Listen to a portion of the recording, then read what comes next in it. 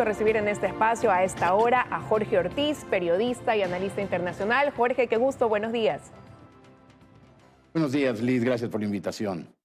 Analizar con usted lo que sucede en varios países de la región y quiero comenzar por Argentina. Esta decisión del fiscal ayer de dictaminar 12 años de prisión para Cristina Fernández y la inhabilidad política permanente para ella, lo que mantiene pues convulsionado a Argentina.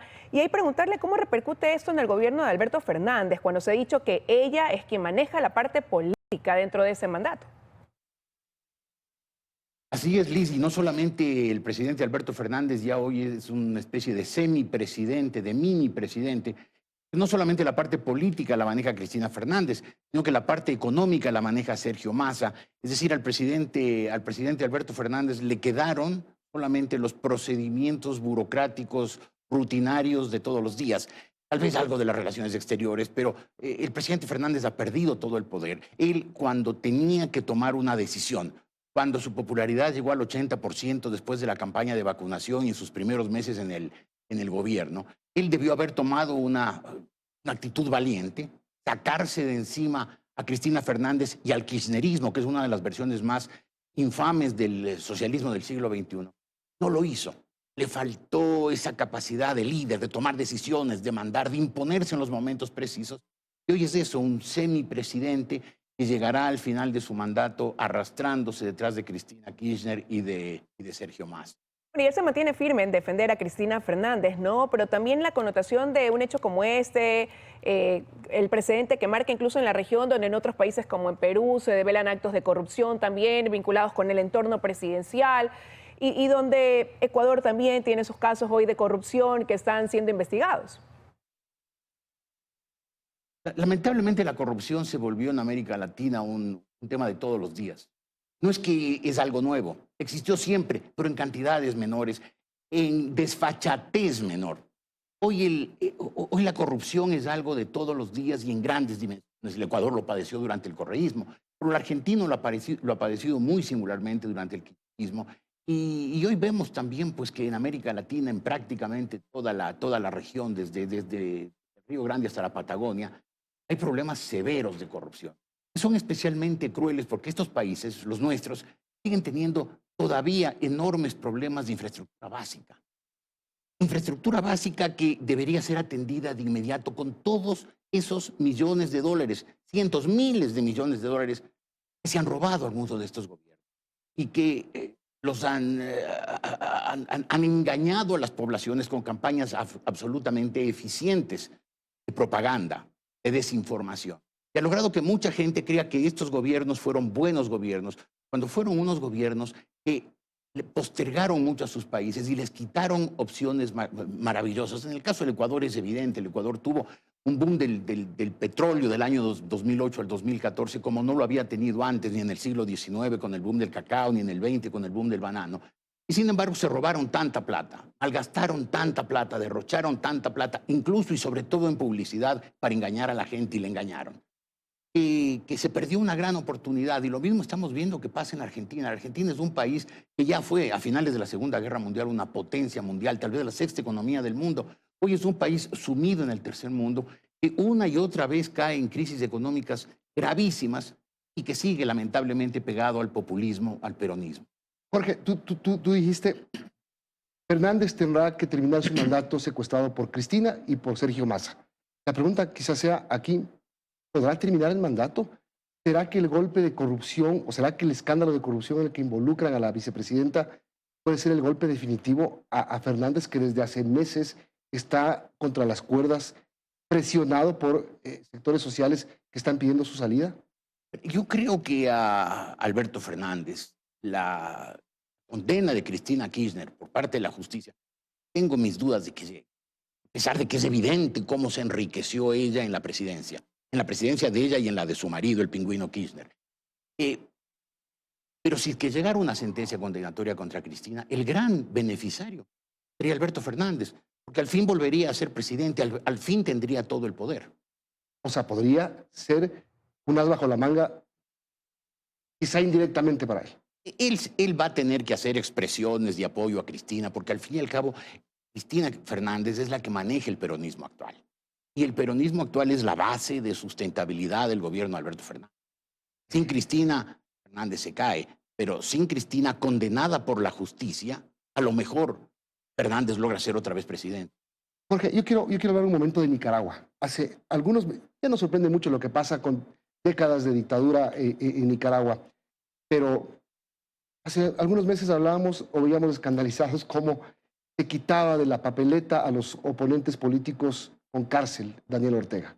Ahora se está quitando a la iglesia, ahora está presionando a los curas. No hablemos de la prensa, 3 emisoras cerradas en un mes, 200 periodistas exiliados, es decir, la cantidad de cosas contra los derechos humanos y la democracia que están ocurriendo en Nicaragua. ¿Qué fin le podemos avisorar al gobierno de Ortega? El gobierno de Ortega sigue consolidándose con esos gobiernos desastrosos en cuanto a la gestión del hecho público, como fue el gobierno de Fidel Castro en Cuba o como es sin duda el chavismo en Venezuela. Pero el momento que controlan todos los espacios de poder, la sociedad no tiene cómo expresarse.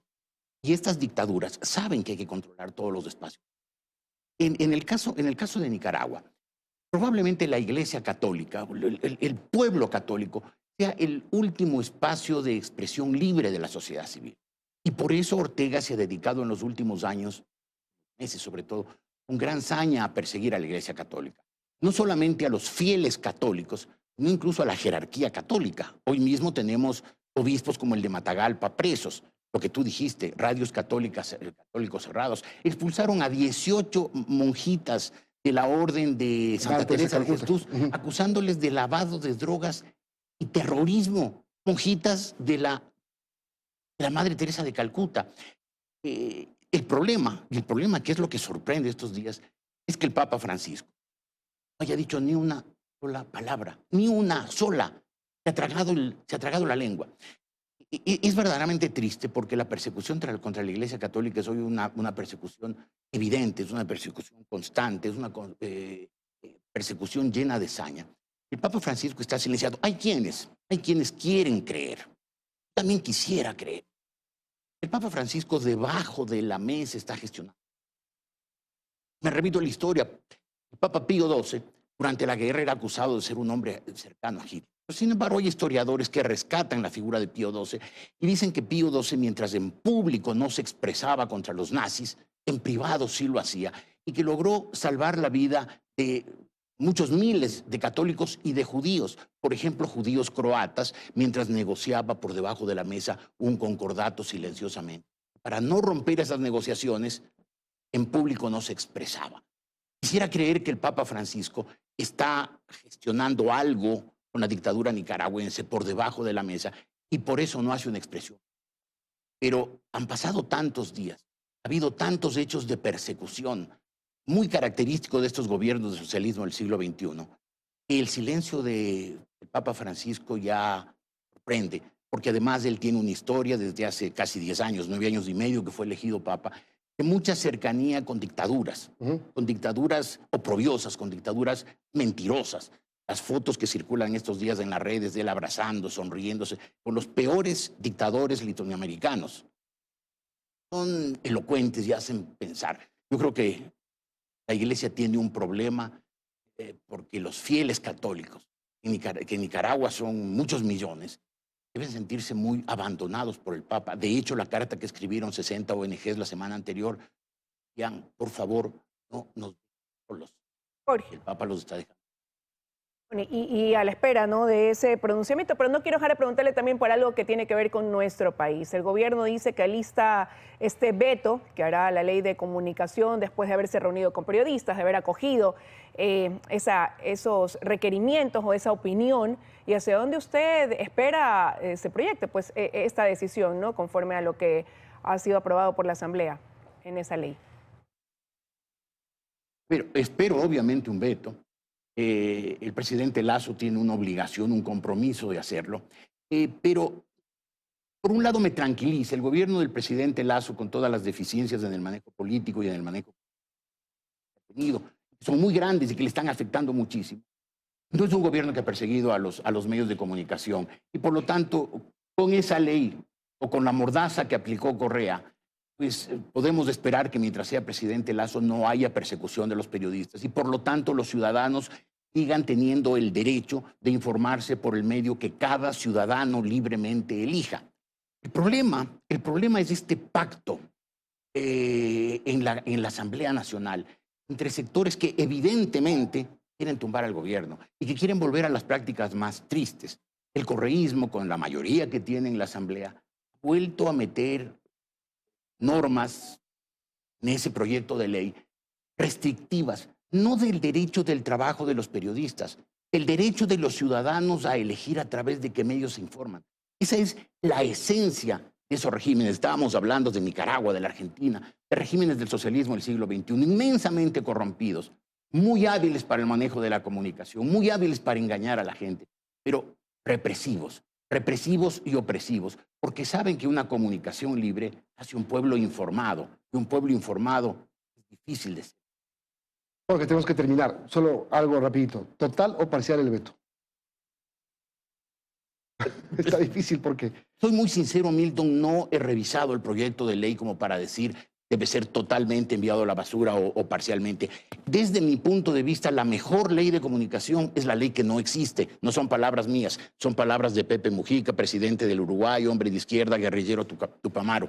La mejor ley de comunicación es la que no existe. En las leyes civiles y penales hay suficientes recaudos en contra de cualquier mal uso de la comunicación, en contra del honor de la gente. Por lo tanto, creo que no debería haber en sociedades genuinamente democráticas una ley de prensa.